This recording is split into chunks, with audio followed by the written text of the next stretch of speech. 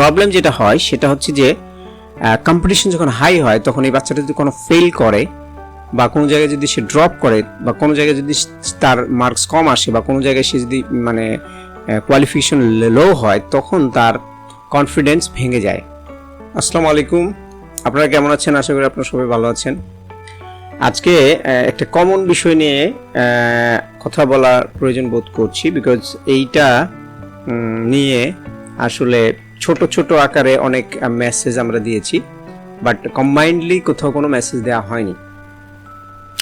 যে খুব সাধারণ কিন্তু খুব গুরুত্বপূর্ণ বিষয়, সেটা হলো যে প্যারেন্টসরা মানে কমনলি যে ভুলগুলো রেগুলার বেসিস করছে সেগুলো কি। এখন আমরা যদি প্যারেন্টিংয়ের কোর্সে যাই, প্যারেন্টিংয়ের ডিটেল আলোচনা করতে যাই, এই বিষয়গুলো আসবে। কিন্তু যদি আমরা প্যারেন্টিংয়ের ডিটেলে না যাই তাহলে কিন্তু আমাদের এই বিষয়গুলো জানতে হবে। These are very common things. So আজকে আমরা 10টা বিষয় যেগুলো হচ্ছে ওয়ার্ল্ড ওয়াইড স্প্রেডলি প্যারেন্টরা ভুল করে থাকে, continuously they are doing this mistakes from the early age of the child. বাচ্চাদের ছোটবেলা থেকে এই ভুলগুলো আমরা করে আসতেছি। সো সেগুলো কি, সেই 10টা প্রবলেম নিয়ে আমরা আজকে আলোচনা করব। ভিডিওটি মনোযোগ সহকারে দেখবেন। খুব বড় হবে বলে মনে হয় না, আমার ধারণা এটা 5 থেকে 6 মিনিট বা হাইস্ট 10 মিনিটসের ভিডিও হবে, কিন্তু প্রতিটা পয়েন্ট খুবই গুরুত্বপূর্ণ এবং implementable. Means you can regularly I can realise it যে এটা আসলে করতেছি, অ্যান্ড এইটা আপনার লাইফের সাথে মিলে যাবে এবং আপনি এটা থেকে সচেতন হতে পারবেন। Very simple. প্রথম যেটা, সেটা হচ্ছে যে আমরা বাচ্চাদের অতিরিক্ত প্রশংসা করে থাকি।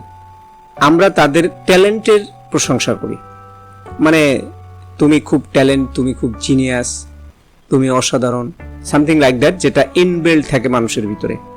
তো এইটা করলে যেটা হয় সেটা হচ্ছে এই বাচ্চাটা ছোটবেলা থেকেই মনে করে যে তার ভিতরে ইনবিল্ড ট্যালেন্ট আছে, তো এবং তার লেখাপড়া করার কোনো দরকার নাই, তার চেষ্টা করার কোনো দরকার নাই, তার ভিতরে অলরেডি আছে, সে এটা করবে। প্রবলেম যেটা হয় সেটা হচ্ছে যে কম্পিটিশন যখন হাই হয় তখন এই বাচ্চাটা যদি কোনো ফেল করে বা কোনো জায়গায় যদি সে ড্রপ করে বা কোনো জায়গায় যদি তার মার্কস কম আসে বা কোনো জায়গায় সে যদি মানে কোয়ালিফিকেশন লো হয় তখন তার কনফিডেন্স ভেঙে যায়। তখন সে মনে করে যে তার প্যারেন্টস তাকে ভুল বলছে। এটা হচ্ছে একটা কেস। দ্বিতীয় কেস হচ্ছে, যেহেতু সে মনে করে ইনবিল্ট পাওয়ার তার ভিতরে আছে, সে এফোর্ট করা ছেড়ে দেয়। অর্থাৎ এফোর্ট যে করতে হবে এই জিনিসটা সে রিয়েলাইজই করতে পারে না, তার লাইফে কখনো সে দ্বিতীয়বার ট্রাই করে না। So this is a very very wrong thing we are practising every day with every children. যেটা করতে হবে সেটা হচ্ছে এফোর্টের প্রশংসা করতে হবে, ট্যালেন্টের নয়। এফোর্ট কি? কোনো একটা বাচ্চা যদি সি পেয়ে থাকে তাকে আপনি বলবেন যে you have tried your best, তুমি খুব চেষ্টা করছো। কোনো একটা বাচ্চা যদি বি পেয়ে থাকে বলবে তুমি অনেক চেষ্টা করেছো। কোনো একটা বাচ্চা যদি এ প্লাসও পায়, ডোন্ট টেল হিম যে তুমি highly talented, no, you tell him that's তুমি চেষ্টা করছিলে যার কারণে তোমার এ প্লাস আসছে। তখন সে রিয়েলাইজ করবে যে সে যে পড়ালেখাটা করছে বা সে যে এফোর্টটা দিছে, this is the main thing, this is recognised by others. তখন সে নেক্সট টাইম এফোর্ট দিবে এবং এই বাচ্চাটা কখনো গিভ আপ করবে না, সে বারবার ট্রাই করতে থাকবে। This is first thing. আর হচ্ছে 2 নম্বর হলো হেলিকপ্টার প্যারেন্টিং। হেলিকপ্টার প্যারেন্টিং হচ্ছে বাচ্চাদেরকে সব কাজ বাবা মা করে দেয়, খাওয়ায় দেয়, তারপরে তাদের ফুড মেকিং করে দেয়, তাদের পানি ঢেলে দেয়, মানে এভরিথিং যেটা বাচ্চা নিজের করার কথা সেই কাজগুলো প্যারেন্টসরা করে দেয়। সো এইখানে যেটা প্রবলেম হয় সেটা হচ্ছে যে এই বাচ্চাগুলো দুর্বল হয়ে মানুষ হয়, মানে তারা ফিজিক্যালি এবং মেন্টালি আনফিট হয়ে যায়। তাদেরকে মেন্টাল কোনো স্ট্রেস নিতে দেওয়া হয় না, তাদের ফিজিক্যাল কোনো স্ট্রেস নিতে দেওয়া হয় না। তো এরা ধরে নেয় যে জীবনের প্রতিটা ক্ষেত্রে মনে হয় তাদেরকে কেউ না কেউ এসে হেল্প করবে। আসলে কিন্তু রিয়েল লাইফে কেউ কাউকে হেল্প করে না। সো এই বাচ্চাগুলো তখন অনেকে স্ট্রাগল করে। 3 নাম্বার যেটা মেজর মিস্টেকস আমরা করি সেটা হচ্ছে যে ইমোশনাল যখন হয়ে যায়, বাচ্চা যখন ক্রেজি হয়ে যায়, অ্যাগ্রেসিভ হয়ে যায়, বা প্যারেন্টসদের যখন কোনো ব্যস্ততা থাকে, বাচ্চাকে থামানোর জন্য স্ক্রিন তার হাতে দেওয়া হয়, মোবাইল হাতে দেওয়া হয়, বা কোনো ডিভাইস দেওয়া হয়, দিয়ে রিলিফ নেওয়া হয় যে বাচ্চাটা এখন রিলিফ হবে, থামবে এবং কোনো ডিস্টার্ব করবে না। এই যে টেম্পোরারি রিলিফের জন্য আমরা যে একটা ডেঞ্জারাস জিনিস তার হাতে তুলে দিচ্ছি, এটা ডেঞ্জারাস হচ্ছে কিসের কারণে? এটা হচ্ছে খুবই উচ্চ মাত্রার ড্রাগের মতো হচ্ছে এই ডোপামিন সিক্রেশন হয় এই ডিভাইস থেকে। সো যখন এইটা হয়, এটা একটা বিরাট মিস্টেক আমরা করি। খুব ছোটবেলাতেই যখন বাচ্চা কাঁদে, আমরা তাদের হাতে মোবাইল দিই, একটা ভিডিও চলতে থাকে বা কোনো কিছু একটা গেমস চলতে থাকে, যেটা দেখে বাচ্চা হচ্ছে থামে, এবং বাচ্চা আসলে সত্যি সত্যি ওইখানে কিন্তু সে মজা পায়, এবং মজা পাওয়ার কারণে যেটা হয় সেটা হচ্ছে সে হ্যাবিচুয়েটেড হয়ে যায়। This is the number 3 mistakes যেটা করে। 4 নাম্বার হচ্ছে যে আমরা অনেক সময় বাচ্চাদের ইমোশনাল বিষয়টা অ্যাভয়েড করে যাই। একটা বাচ্চা কষ্ট পেয়েছে, বা একটা বাচ্চাকে আঘাত করেছে বা কিছু একটা করেছে, এইটার জন্য তাকে আমরা জোর করে প্রেস করি যে তুমি ক্ষমা চাও, বা তুমি এইটা করো, বা তুমি ওইটা করো। এইখানে তারা আন্ডারস্ট্যান্ডিং করতে পারে না, এবং তাদের ভিতরে একটা ক্ষোভ তৈরি হয়ে যায়, যেটা পরবর্তীতে এটা ডিসক্লোজ হয় একটা বড় আকারে, এটা জমা হতে হতে একটা শক্ত একটা ক্ষোভে পরিণত হয় তাদের ভিতরে।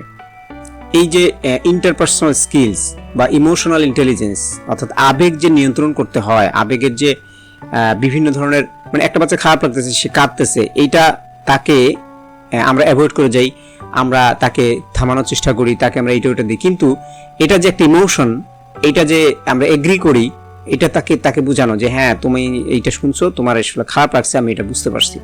অর্থাৎ তার যে ইমোশনটা আছে, এই ইমোশনটাকে এটাকে বলে অ্যাড্রেস করা, স্বীকার করা, এবং এটা বুঝতে দেওয়া যে এটা এক ধরনের ফিলিং, এটা আসতে পারে। তো এই জায়গায় আমরা যখন বাচ্চারা কাঁদে, আমরা তাকে বুঝতেও দিই না যে মানে কান্না এক ধরনের অনুভূতি, এবং এটা খুব স্বাভাবিক একটা বিষয়। আমরা খুব ট্রাই করি যাতে সাথে সাথে কান্না থেমে যায়, সেই জন্য এই ধরনের ইমোশনের মধ্যে না আসে। বাট লাইফ ইজ রিয়াল, এবং এই রিয়েল লাইফে কিন্তু এটা খুবই কমন যে সে আজকে সে হয়তোবা খুব ছোটখাটো একটা ব্যথা পেয়েছে, ফিউচারে সে অনেক বড় ব্যথা তার ফ্রেন্ডের কাছ থেকে পেতে পারে। সেইখানে সে কি করবে? সো ইমোশনালি একটা বাচ্চাকে স্ট্রেংথ করার জন্য, তাকে ইমোশনাল যে পেইনগুলো আছে, এই পেইনগুলো রিয়েলাইজ করার জন্য, তাকে এই পেইনগুলো তাকে রিয়েলাইজ করানোর জন্য তাকে বলা যে হ্যাঁ দিস ইজ এ পেইন, আমরা জানি এটা পেইন, এটা তুমি এইভাবে হ্যান্ডেল করো, সামথিং লাইক দ্যাট। মানে এইটাকে ফ্যামিলিয়ারাইজ করা, রেগুলারাইজ করা, যাতে সে বুঝতে পারে দেয়ার আর সাম টাইপ অফ ইমোশনস, রাগ, ক্ষোভ, ঘৃণা, এগুলো যে এক ধরনের ইমোশন, এগুলো মানুষ আসতে পারে, এবং এগুলো যে কন্ট্রোল করা যায়, এটা তাকে রিয়েল লাইফে শেখানো। এটা আমরা সাধারণত করি না। এখন একটা টাইম চলতেছে যখন বাচ্চাদের, আমি সেদিন একটা রিপোর্ট দেখলাম যে একটা বাচ্চার ব্রেন 4 বছর বয়সে বা 5 বছর বয়সে এই বাচ্চাটার ব্রেন হ্যান্ড রাইটিং এর জন্য প্রিপেয়ার না। অর্থাৎ সে যে আঙ্গুল করবে, তার আঙ্গুলের যে এই জায়গাটা, অর্থাৎ হাতের যে এই জায়গাটাতে কিন্তু তার মানে যে বোনগুলো তৈরি হওয়ার কথা, এই বোনগুলোই তৈরি হয় না। এর মানে হচ্ছে যে আমরা যে এখন 3 বছরের বাচ্চাকে স্কুলে পাঠাচ্ছি, গিয়ে বলছি তুমি ড্রয়িং করো, তুমি এটা করো, তুমি এটা লেখো, ওটা লেখো, আর this is a wrong parenting. এত অল্প বয়সে বাচ্চাদেরকে লিখতে দেওয়ার ন্যাচারালি মানুষ ওইভাবে তৈরি না। কিন্তু দেখা যাচ্ছে কি মানুষ 3 বছর 3.5 বছর স্কুলে দেওয়া হচ্ছে, বাচ্চাদেরকে লিখতে বলা হচ্ছে, পড়তে বলা হচ্ছে, খেলতে বলা হচ্ছে। মানে একটা অল্প বয়সের বাচ্চাকে প্রচুর পরিমাণে টাস্ক দেওয়া হচ্ছে, তা সে তখন লাইফ সম্পর্কে তার মধ্যে বোরিংনেস চলে আসে, স্কুল সম্পর্কে, লেখাপড়া সম্পর্কে তার মধ্যে বোরনেস চলে আসে, এবং সেই জিনিসগুলোকে ঘৃণা করতে থাকে। এবং এইটা আমাদের যে modern education system, they do not realise যে এইটা তার বয়সই না পড়ালেখা করার। এই বয়সটা তার হচ্ছে গেম করার, খেলার, ফিজিক্যাল গেম। সে লাভ দিবে, খেলবে, হাসবে, ইমোশনগুলো বোঝার চেষ্টা করবে, কথা বলবে, মানে something like that, not writing something. কিছু লিখতে হবে, কিছু মুখস্থ করতে হবে, কিছু পড়তে হবে, কিছু মেমোরাইজ করতে হবে, দিস নট লাইক থিং। সে যেটা এক্সপ্রেশন করতে পারে সেটা যেন সে এক্সপ্রেস করে is a very natural way. So এটা একটা বিরাট সমস্যা, যেটা মানে ওয়ার্ল্ড ওয়াইড আমরা করতেছি। This is wrong thing. বাচ্চাদের সামনে প্যারেন্টসরা কি ধরনের আচরণ করে, এইখান থেকে তারা লার্নিং করে। অর্থাৎ 7 বছর পর্যন্ত বাচ্চারা শুধুমাত্র বাবা মাকে ফলো করে যে তারা কিভাবে কথা বলতেছে, কার সাথে কথা বলতেছে।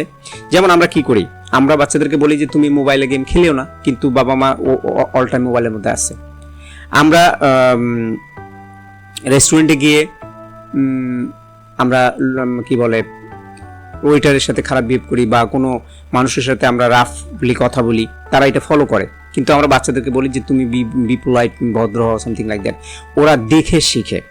সো প্রত্যেকটা সিচুয়েশন যখন বাচ্চা আপনার সামনে থাকবে তখন আপনি খেয়াল করবেন যে আপনি কিভাবে আপনার ইমোশন, আপনি কিভাবে আপনার রিয়াকশন করছেন বাচ্চার সামনে, এগুলো তারা একদম অবজার্ভ করবে এবং এগুলো তারা একদম তার সাবকনসিয়াস মাইন্ডে তারা এগুলো প্রিজার্ভ করবে, এখান থেকে তারা শিখে। সুতরাং বাবা মা কিভাবে কথা বলতেছে, কার সাথে কিভাবে আচার আচরণ করতেছে, ঠিক উল্টাটা বাচ্চাদেরকে বলতেছে। বাচ্চারা তখন যেটা বাবা মা করে সেটাই তারা শিখে। আমরা অনেক সময় বাচ্চাদেরকে মানে পেইন দেই, শাস্তি দেই, তাদেরকে বলি যে তুমি এটা না করলে তোমার তোমার কি বলে পানিশমেন্ট দেওয়া হয়। অনেক সময় গায়ে হাত তোলা হয়। এগুলো দিয়ে আসলে বাচ্চাদের মন ভেঙে যায় এবং এরা হচ্ছে এটা কোনো পদ্ধতিই না। পানিশমেন্ট কোনো ধরনের পদ্ধতি হতে পারে না। এটা হচ্ছে আপনি রিপেয়ারিং করবেন, তাকে শেখাবেন আস্তে আস্তে কোন জিনিসটা কিভাবে করতে হয়। কিন্তু আমরা কি করি, আমরা হচ্ছে পানিশমেন্ট দেই, আমরা মনে করি পানিশমেন্ট দিলে সে ঠিক হয়ে যাবে। কিন্তু তাদের পানিশমেন্ট পাওয়ার বা পানিশমেন্ট বুঝার এইজি না। কারণ মানুষের বা বাচ্চাদের যে লজিক্যাল যে ব্রেনটা, এটা ডেভেলপ করে হচ্ছে ফুল ডেভেলপ করে 15 বছর বয়সে। সুতরাং আমরা 6 বছর 5 বছরের বাচ্চার কাছে লজিক্যাল মাইন্ড চিন্তাও করতে পারি না, এটা আশা করাও ঠিক না, এবং তাদের কাছে লজিক্যালি কোনো কিছু ইম্পোজ করাও ঠিক না। সো এটা একটা বিরাট সমস্যা যে আমরা বাচ্চাদেরকে পানিশমেন্ট দিয়ে মনে করি যে তারা ঠিক হয়ে যাবে। এটা রং প্যারেন্টিং। আমরা আরেকটা করি, কম্পেয়ার করি, সিবলিং এর কম্পেয়ার করি। 2 ভাই বোন, একজন খুব ভালো, একজন খুবই দুর্বল। আমরা তাকে বলি দেখো ও কি করতেছে। আমরা আরেক বাচ্চাকে দেখাই দিয়ে বলি দেখো ও কি করতেছে। This is very disappointing things. তারা মানে তাদের নিজের যে সেলফ কনফিডেন্স লো হয়ে যায়, তাদের যে সেলফ স্টিম লো হয়ে যায়, তারা ধরে নেয় যে তারা আসলে খারাপ, তারা আসলেই কিছু পারে না। এই বাচ্চাটা জীবনে কোনো দিনও ভালো কিছু করতে পারবে না, কোনো বড় ব্যবসায়ী হতে পারবে না, কোনো বড় পজিশনে যাইতে পারবে না, কোনো লিডারশিপ রোল সে কি লিড দিতে পারবে না। তার কাছে মনে হবে যে সে পারে না, সে is very very weak in managing things. এগুলো ভেরি কমন ভুল আমরা করি, কম্পেয়ারিং করা। আমরা আরেকটা করি হচ্ছে যে লার্নিং করতে গিয়ে আমরা বাচ্চাদের খেলাধুলা বন্ধ করে দিই। আমরা বলি যে মানে এডুকেশনটাকে এত বেশি প্রায়োরিটি দেওয়া হয় যে তাদের গেমের টাইমটাকে আমরা এডুকেশনে কনভার্ট করে ফেলি। এটাতে যেটা হয় সেটা হচ্ছে তার ন্যাচারাল গ্রোথ যেটা, সেটা বন্ধ হয়ে যায় এবং তার মধ্যে হচ্ছে ডিসস্যাটিসফ্যাকশন গ্রো করে in terms of education life. এই এডুকেশন সম্পর্কে তাদের একটা ডিসস্যাটিসফ্যাকশন গ্রো করে। বাচ্চারা ফান ওরিয়েন্টেড হয়, অর্থাৎ যে কোনো জিনিস তুমি মজার ছলে ইউ ক্যান টিচ হিম। যে কোনো জিনিস মজার ছলে শেখানো যায়, গেমের মাধ্যমে শেখানো যায়। কিন্তু আমরা কি করি, আমরা হচ্ছে টাস্ক ওরিয়েন্টেড। তুমি এটা লেখো, তুমি এটা পড়ো, তুমি এটা মেমোরাইজ করো, সামথিং লাইক দ্যাট। এই জিনিসগুলো এটা হচ্ছে রং প্যারেন্টিং, রং ওয়ে কোনো কিছু শেখানো বাচ্চাদেরকে। বাচ্চাদেরকে টাইম দিতে হবে প্রচুর পরিমাণে এবং তাদের একটা মি টাইম থাকা দরকার, যেই সময় তারা কনসেন্ট্রেশন শিখবে।